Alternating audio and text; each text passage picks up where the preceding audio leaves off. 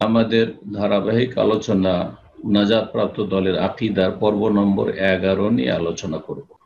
আলোচনার বিষয়বস্তু আমাদের চলে আসছে কয়েক সপ্তাহ থেকে লা ইলাহা ইল্লাল্লাহ, যে কালিমা তাইয়্যিবাহ, কালিমাতুত তাওহীদ, যার মাধ্যমে একজন মানুষ তার ইসলামের ঘোষণা করে,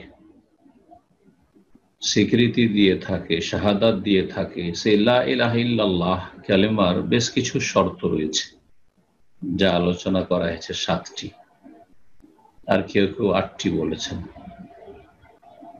এই 7টি শর্তের প্রত্যেকটির দলিল নিয়ে আলোচনা চলছে। আজকে এ বিষয়ের সর্বশেষ আলোচনা। যেসব শর্তগুলি লা ইলাহা ইল্লাল্লাহর জন্য রয়েছে, শুধু মুখে বললে হবে না, তার একটি হচ্ছে ভালোবাসা। লা ইলাহা ইল্লাল্লাহকে সবচেয়ে বেশি ভালোবাসতে হবে। কালেমা তাইয়্যিবাকে ভালোবাসা মানে যে আল্লাহ রাব্বুল আলামিনের তাওহীদের ঘোষণা করেছেন ইল্লাল্লাহ বলে, সেই আল্লাহ রাব্বুল আলামিনের ভালোবাসা। এই রাব্বুল আলামিনের ভালোবাসা সবচেয়ে বেশি হইতে হবে। ওয়াল্লাযীনা আমানু আশাদ্দু হুব্বাল লিল্লাহ।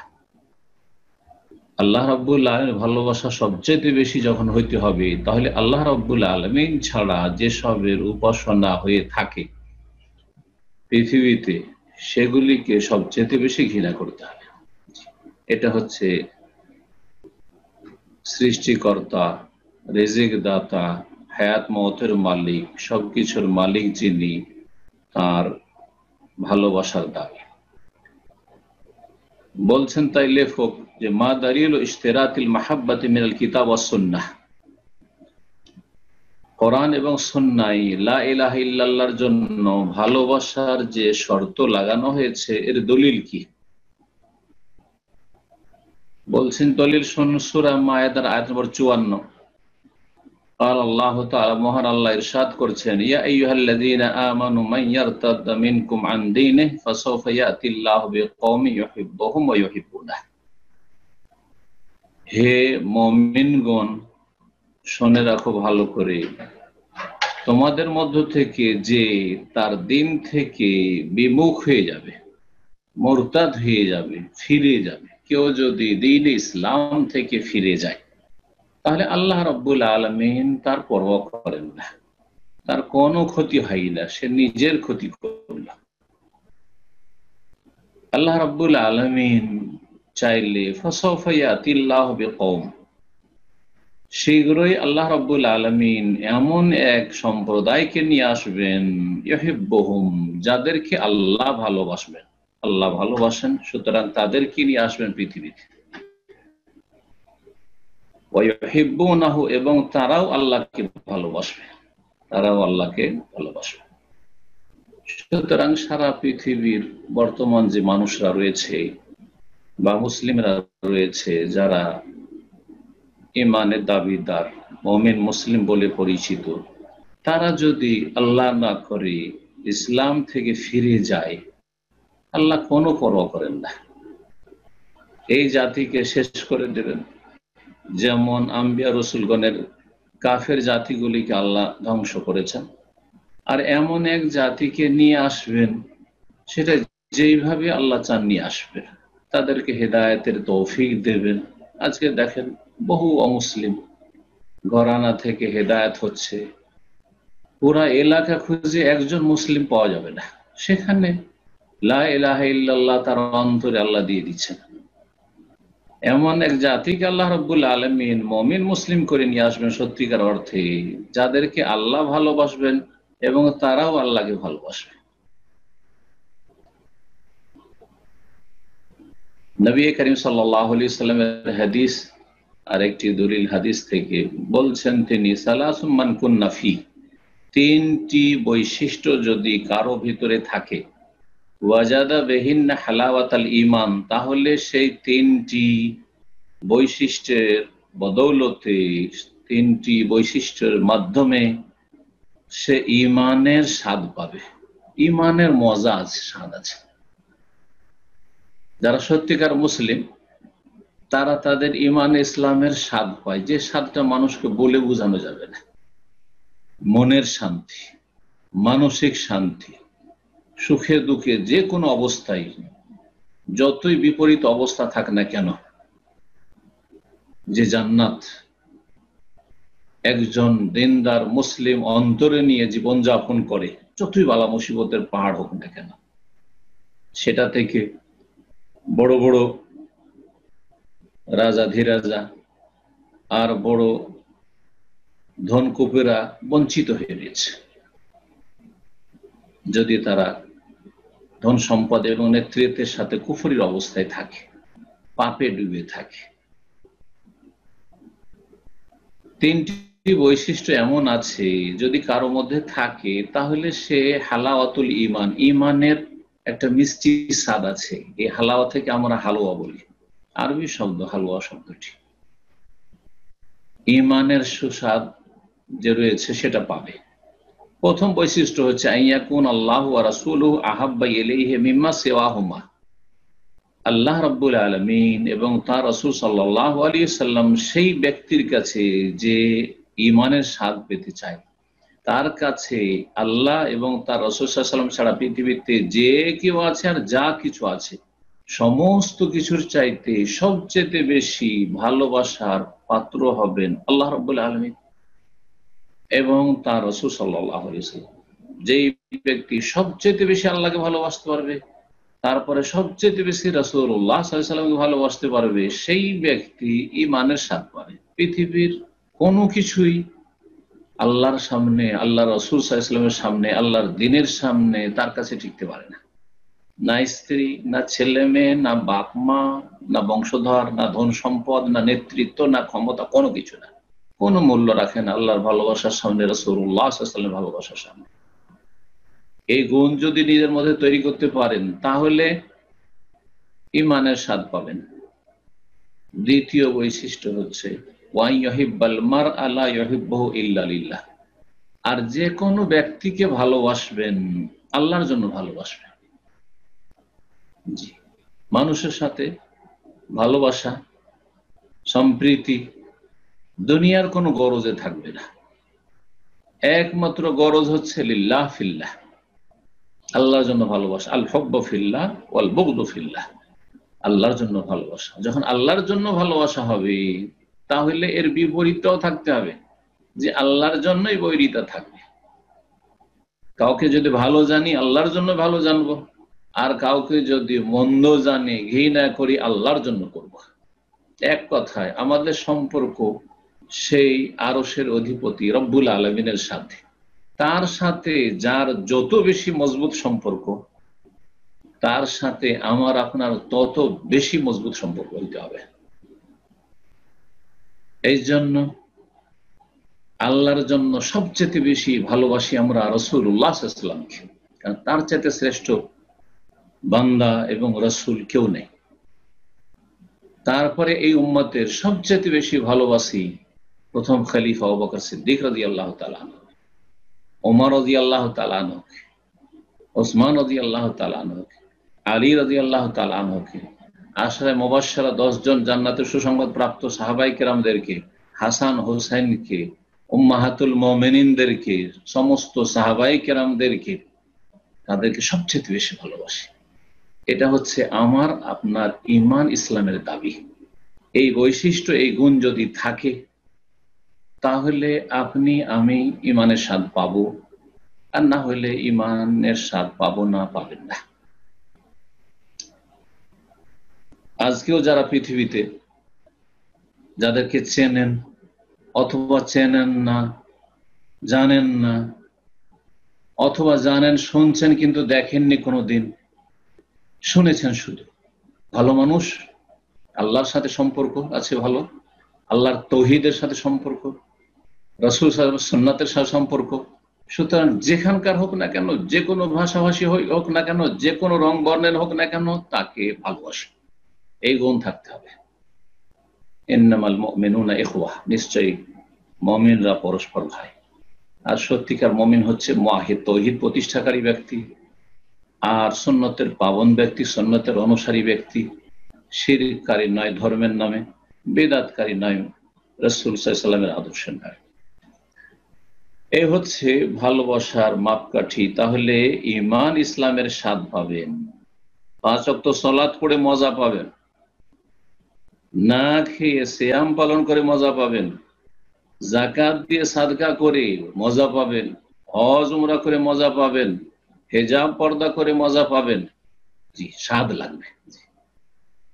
প্রতিকূল অবস্থায় হেজাব পড়ছেন, কষ্ট পেতে হচ্ছে, জি, মানসিক কষ্ট, মানসিক যন্ত্রণা, আর তাছাড়াও সামাজিক পারিবারিক যন্ত্রণা, আরো বহু রকমের যন্ত্রণা, অনেক সময় শারীরিকভাবে নির্যাতনের শিকার হতে হচ্ছে। আলহামদুলিল্লাহ, এতে মজা পাচ্ছেন আপনি। ছাড়তে চাইছেন না সেই দিন, ছাড়তে চাইছেন না সেই নেক আমলগুলি, আপনি কোনো মতে না, যান চলে যাক, কারণ আপনি মজা পেয়েছেন। আর যে মজা পাই না, সলাৎ পড়ে মজা পাই না, সলাতের আগে যেমন ছিল সলাতের ভিতরেও তেমন, আর সলাৎ পড়ে মসজিদ থেকে বেরোলো ওই একই অবস্থা, মসজিদের বাইরেও যেমন ভিতরে তেমন একই অবস্থা, কোনো পার্থক্য নেই। সুবহানাল্লাহ, আলহামদুলিল্লাহ, ইয়া আল্লাহ বললেও যেমন আর না বললেও তেমন, কোনো মজা পাই না, স্বাদ পাই না আসলে।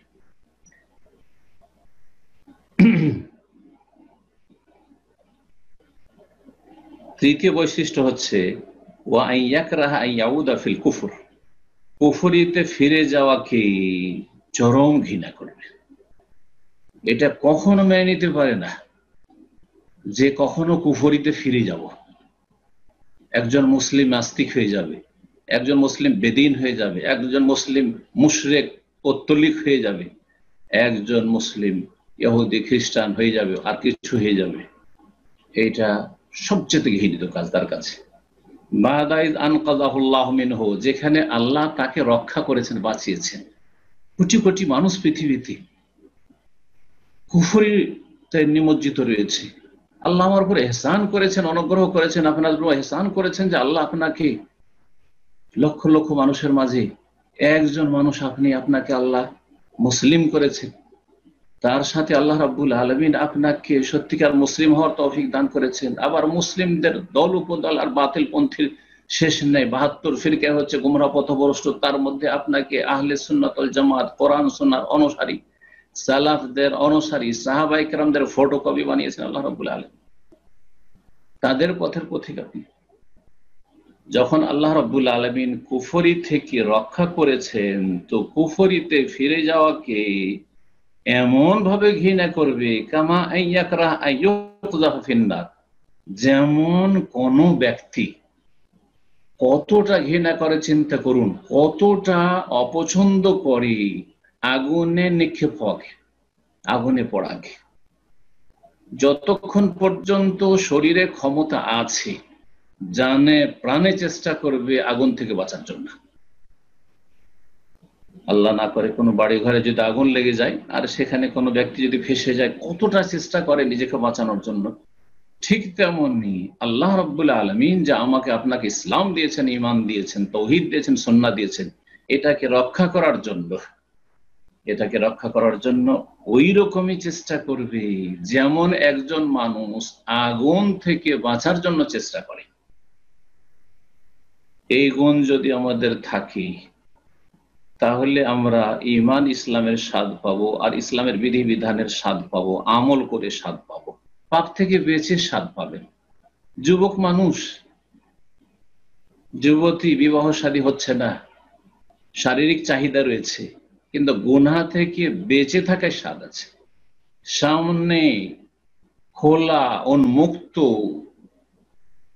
মেয়েরা চলাফেরা করছে, যুবতীরা চলাফেরা করছে, সবাই তাকাচ্ছে ফেল ফেল করে, আপনি দেখার সাথে সাথে নজর নিচ্ছেন, নামিয়ে নিচ্ছেন, এতে স্বাদ পাবেন, মজা আছে। জি, মজা আছে, লজ্জা হালাওয়া, এতে মিষ্টি স্বাদ আছে। কখন পাবেন? যখন এই তিনটি বৈশিষ্ট্য আপনার আমার মধ্যে থাকবে। আল্লাহ রাব্বুল আলামিন যেন সত্যিকার অর্থে এইরকম মুমিন আমাদেরকে হওয়ার তৌফিক দান করেন, আর ঈমানের স্বাদ যেন আমাদেরকে আল্লাহ দান করেন। তারপরে সর্বশেষ যে শর্তটি ছিল সেটা হচ্ছে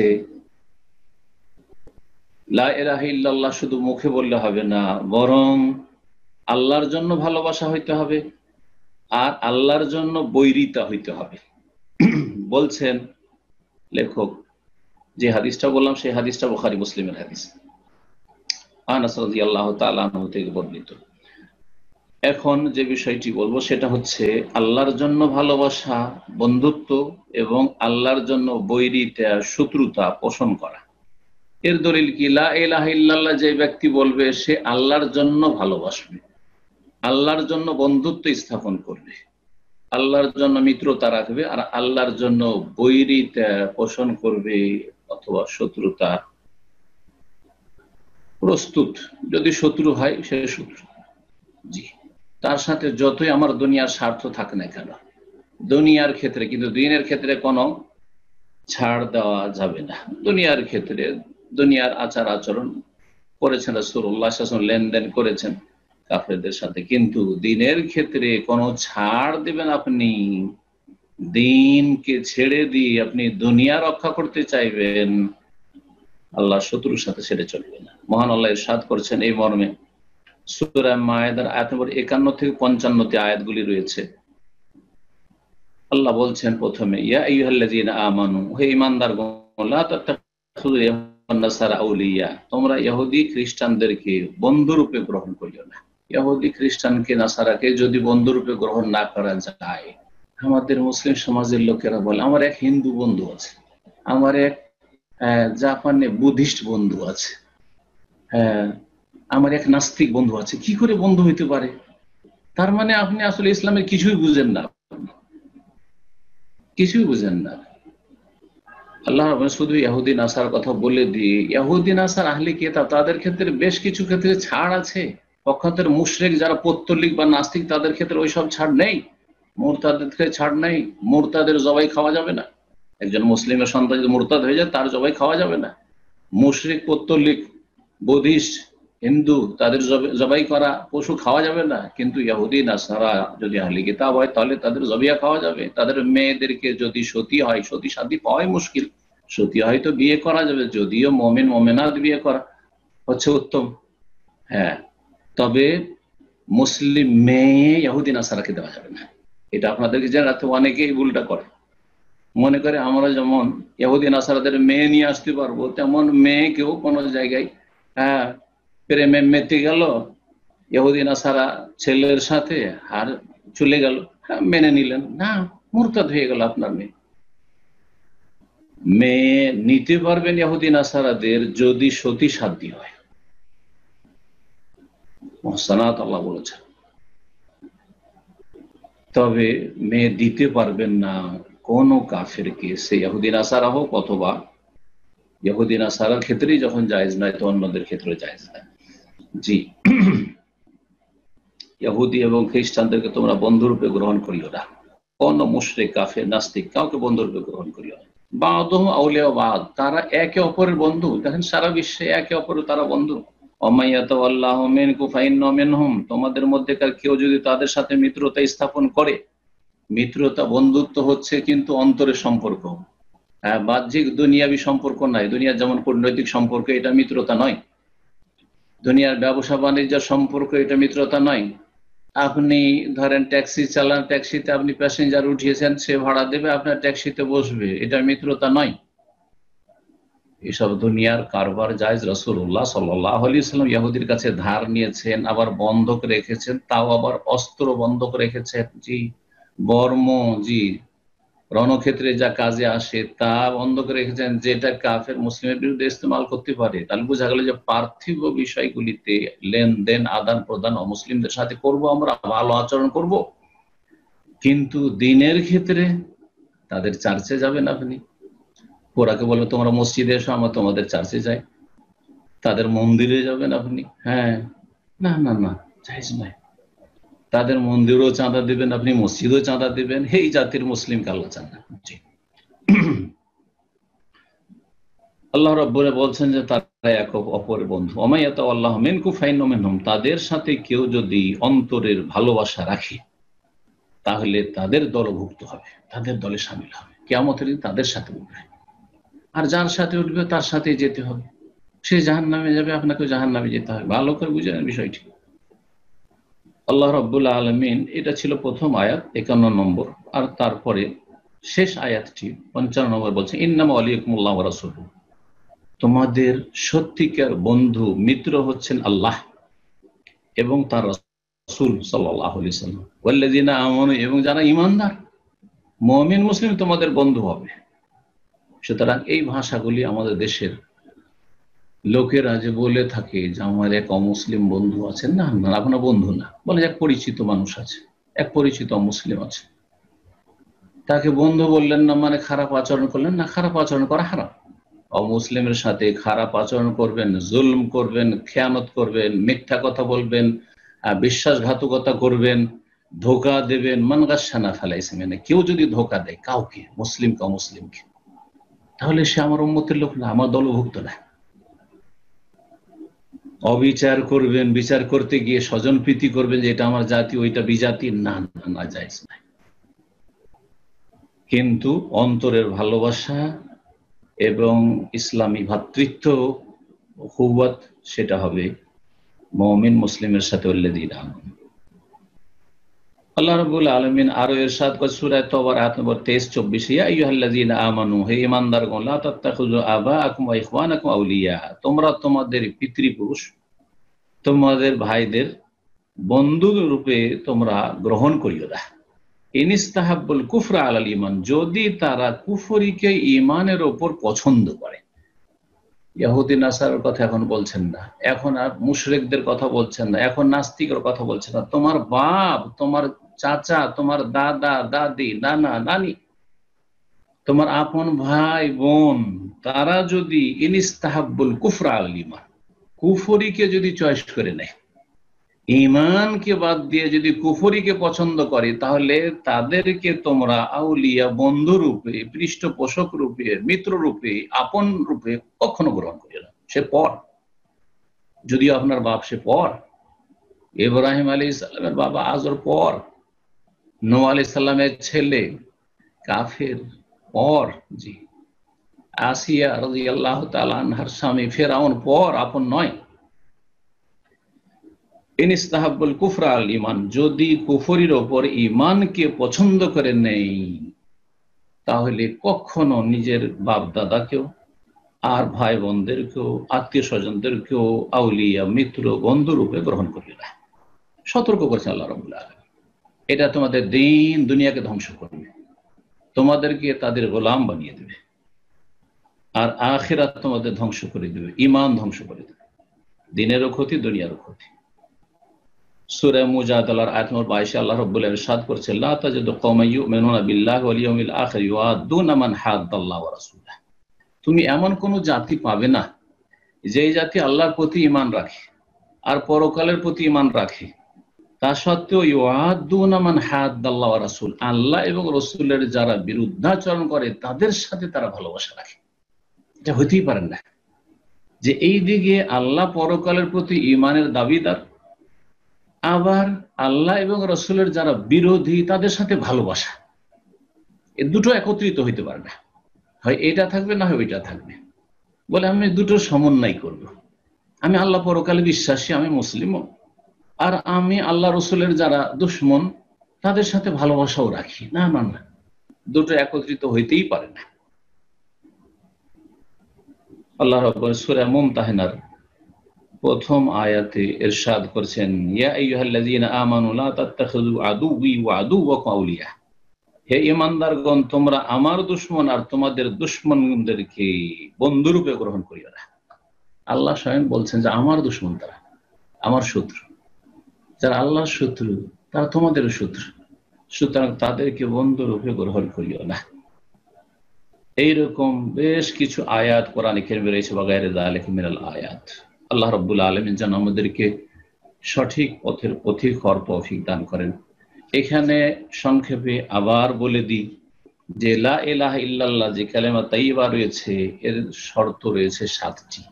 প্রথম শর্ত হচ্ছে জ্ঞান অর্জন করতে হবে, অর্থ জানি না, লা ইলাহা ইল্লাল্লাহ পড়ি কোনো কাজে আসবে না। দ্বিতীয় শর্ত, অন্তর থেকে দৃঢ় বিশ্বাস করতে হবে, ইয়াকিন করতে হবে। তৃতীয় শর্ত হচ্ছে যে বাহ্যিক আভ্যন্তরীণ ভাবে অনুগত হইতে হবে, লা ইলাহা ইল্লাল্লাহ অনুগত হইতে হবে।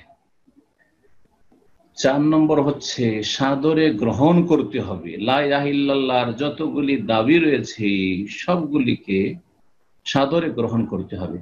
5 নম্বর হচ্ছে নিষ্ঠার সাথে ইখলাসের সাথে পড়তে হবে। অন্তরে ভেজাল আছে, মুনাফিকি, কপটতা রেখেছেন, আর লা ইলাহা পড়েছেন, কাজে আসবে না, এই জন্য মুনাফিকরা লা ইলাহা পড়েছে, কাজে আসে। 6 নম্বর হচ্ছে অন্তরের সততার সাথে পড়তে হবে, শুধু মুখে পড়লে হবে না। ইখলাসের সাথে পড়তে হবে, যাতে শিরক না থাকে। এতে বের করে দেওয়া হয়েছে যারা কবর মাজার পূজারী তাদেরকে। ইখলাসের সাথে তারা লা ইলাহা ইল্লাল্লাহ পড়েনি, লা ইলাহা ইল্লাল্লাহ বলে এদিকে শিরিকও করে, লা ইলাহা ইল্লাল্লাহ পড়ে আবার ইয়া গাউস আজম বলে, মাদাদ বলে, ইয়া গরিব নওয়াজ, শাইয়ান লিল্লাহ, গায়রুল্লাহর কাছে চায়। ইখলাস নেই তাদের। আর সততার শর্ত 6 নম্বর, তা লাগিয়ে মুনাফিকীকে বের করে দেওয়া হয়েছে। অন্তরে যা আছে তাই মুখে আর অন্তরে যেন কোনো রকমের বিরোধ না থাকে। 7 নম্বর হচ্ছে লা ইলাহা ইল্লাল্লাহকে ভালোবাসা। আর লা ইলাহা ইল্লাল্লাহকে ভালোবাসা মানে আল্লাহ রাব্বুল আলামিনকে সবচেয়ে বেশি ভালোবাসা, যেটা আজকের আলোচনায় করলাম। আর যারা এই লা ইলাহা ইল্লাল্লাহ ওয়ালা মানে আম্বিয়া রসুলগণ আর তাদের উম্মত যারা নেক মানুষ, যুগে যুগে তাদেরকে ভালোবাসা। সুতরাং সাহাবায়ে কেরামদেরকে ভালোবাসা হচ্ছে লা ইলাহা ইল্লাল্লাহর দাবি। রাফেজি শিয়ারা সাহাবায়ে কেরামদের শত্রু, সুতরাং তারা লা ইলাহা ইল্লাল্লাহর অন্তর্ভুক্ত নয়, তারা কাগজে কলমে মুসলিম। কিন্তু লা ইলাহা ইল্লাল্লাহ কে যখন ভালোবাসা ফরজ, তাহলে লা ইলাহা ইল্লাল্লাহর যারা অনুসারী আর সবচেয়ে বেশি ভালো খাঁটি অনুসারী সাহাবায়ে কেরাম। এই জন্য রাফেজি শিয়াদের লা ইলাহা ইল্লাল্লাহর সাথে কোনো সম্পর্ক নেই। এই লা ইলাহা ইল্লাল্লাহর জন্য ভালোবাসা হইতে হবে, আর লা ইলাহা ইল্লাল্লাহর জন্যই হইতে হবে বৈরিতা।